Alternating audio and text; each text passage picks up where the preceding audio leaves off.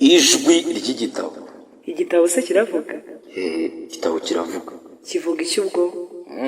Kurikira wumve. Ijwi ry'igitabo ni ikiganiro kikugezaho inkuru zo mu bitabo bitandukanye. Kumwe nawe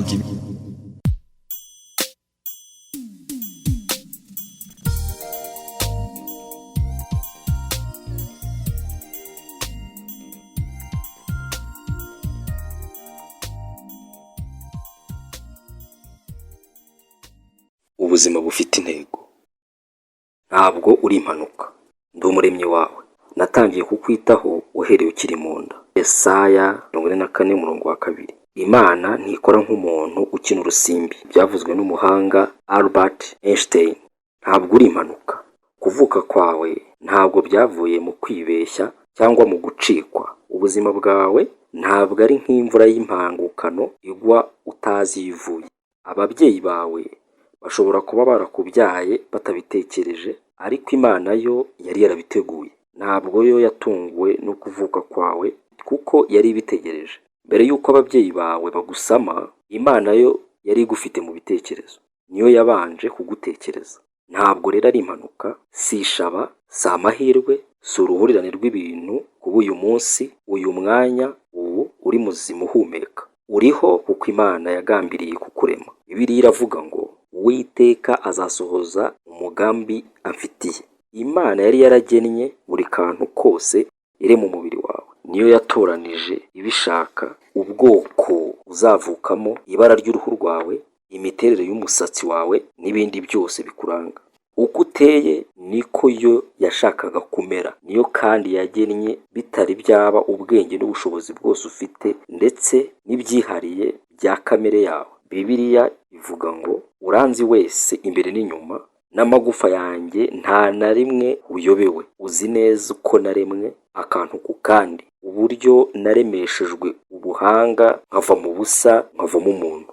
Kubera ko Imana yakuremye ifite intego, niyo yagennye igihe uzavukira kandi ishyiraho iminsi uzamara. Yakoze gahunda y'iminsi yawe yose itarabaho. Ihitamo neza igihe uzavukira n'igihe uzapfira. Bibiliya ivuga neza ngo nkiri urusoro amaso yawe yarandebaga. Wagennye iby'iminsi yanjye yose mbere y'uko mvuka. Buri umwe muri yo wanditse mu gitabo cyawe. Imana yateganije n'aho uzavukira, n'aho uzaba ukurikije imigambi yayo ku buzima bwawe. Ubwoko bwawe n'igihugu cyawe ntabwo ari impanuka. Nta kintu na kimwe kikwerekeye yasize inyuma utagiteganyije. Imana yateguye ibyo byose kubw'umugambi wayo. Bibiliya iravuga ngo Imana yaremye amahanga yose y'abantu ibakomoye ku muntu umwe. Buri shyanga irigenera igihe cyaryo kandi ibakatira ingabano z'aho batuye. Nta kintu na kimwe mu buzima bwawe cyapfuye kubaho. Byose bifite intego. Igitangaje kurutaho, Imana yagennye uburyo uzavuka. Uko wavutse uko uriko kose, cyangwa ababyeyi bakubyaye uko baba bameze kose, Imana yari ifite umugambi ikurema. Wenda ababyeyi bawe bari beza cyangwa babi, cyangwa se ntibakwitagaho. Imana yo yari ibizi ko ababyeyi bombi bakubyaye ari bo bafite muri bo ibyangombwa byo kubyara wowe uko yagushakaga. Bari bafite amaraso Imana yari ikeneye ngo ikureme. Hariho ababyeyi batemewe n'amategeko, ariko nta mwana utemewe n'amategeko ubaho. Hari abana bavutse batunguye ababyeyi kuko batabateganyaga, ariko Imana yo ntiyatunguwe. Imigambi y'Imana yasohoreye muri uko kwibeshya, kabone n'uwaba yaravutse biturutse mu cyaha. Nta kintu Imana igikora itunguwe, kandi ntigikora amakosa. Iba ifite impamvu ya buri kintu irema. Buri kimera na buri nyamaswa byagambiriwe n'Imana, na buri muntu yaremwe Imana imufitiye umugambi. Icyateye Imana kukurema ni urukundo rwayo. Bibiliya iravuga ngo isi itararemwa yari idufite mu bitekerezo, kandi yari yaradutoranirije kudukunda. Imana yatangiye kudutekereza mbere y'uko inarema isi. Urebye ni nacyo cyatumye iyirema. Imana yaremye isi uko iteye kugira ngo dushobore kuyibaho. Nitwe yageneye urukundo rwayo, kandi nitwe biremwa by'igiciro mu byo yaremye byose. Bibiliya iravuga ngo yatubyarishije ijambo ry'ukuri kugira ngo tube ab'igiciro cyinshi mu byo yaremye byose. Icyo nicyo kigero cy'urukundo Imana igukunda. Ako niko gaciro Imana yaguhaye. Ntabwo Imana ikora mu kajagari. byose yabiteguye ibyitayeho. Uko abahanga mu miterere y'isi n'ibinyabuzima bagenda basobanukirwa uburyo isi iteye, niko turushaho gusobanukirwa ko yashyiriweho twe abantu ngo tubeho.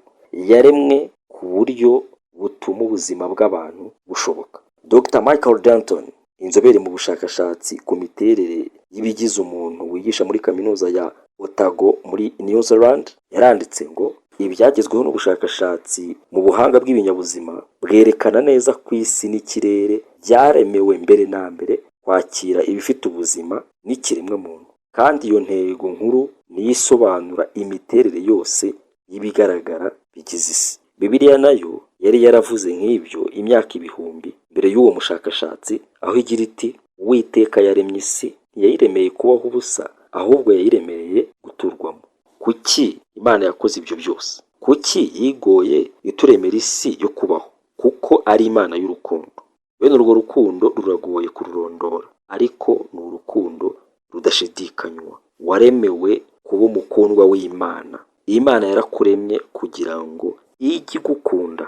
Uku ni ukuri ushobora kubakiraho ubuzima bwawe. Bibiliya iratubwira ngo Imana ni urukundo. Ntabwo ivuga ngo Imana ifite urukundo. Ni urukundo. Urukundo ni cyo kiranga kamere y'Imana. Ubundi Imana mu butatu bwayo yari ifite ubusabane buhagije, bityo ntabwo yari ikeneye kukurema. Ntabwo yari yagize irungu, ariko yashatse kukurema kugira ngo ijye iguhundagazaho urukundo rwayo. Imana iravuga iti narabahetse mukiri mu nda, narabateruye mukivuka, nzabageza mu zabukuru nkibakunda, muzarinda imvi z'uruyenzi nkibaheka. Ni njye wabaremye kandi ni njye uzabaheka.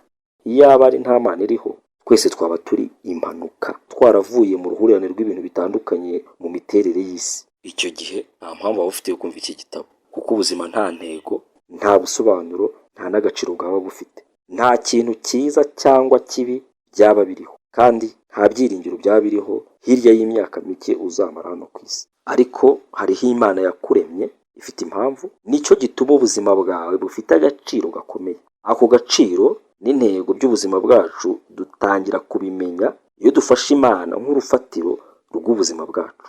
Uwahinduye Bibiliya muri Message yahinduye Abaroma 12:3 mu buryo bukurikira ngo uburyo butibeshya bwo kumenya abo turi bo by'ukuri ni ukumenya neza Imana uko iteye n'ibyo idukorera.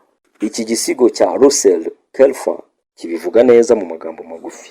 Uri uwo uriwe kubera impamvu, uri agace k'umugambi uhambaye, uri uw'igiciro kandi waremwe mu buryo bwihariye. Mugabo, mugore w'inyamibwa ko yaguhanze, uko usa kose bigira imvano. Yakubumbye ntibeshya, igihe igusobe kukiriyo mu nda, ukavuka uri uko yagennye uko uba. Abakubyaye nibo bashimye, ubigaye ubishime uko wibwira. Iyaguhanze nibo yatoye, irabasinyira ngo bakubyare. Bya bindi byose byakugoye Imana yawe yari ibizi, yari iraranye nawe ubwo wari ubabaye, nyamara byose bifite intego yo gutunganya umutima wawe, gufata isura y'iyaguhanze. Hari impamvu yo kuba uriwe, wabombwe uko uri n'iyaguhanze. Erega mukundwa, jya umenya impamvu ibyo byose ikubwiye Imana. Urakoze cyane kubw'uyu mwanya. Imana iguha umugisha. Dusubire ubutaha.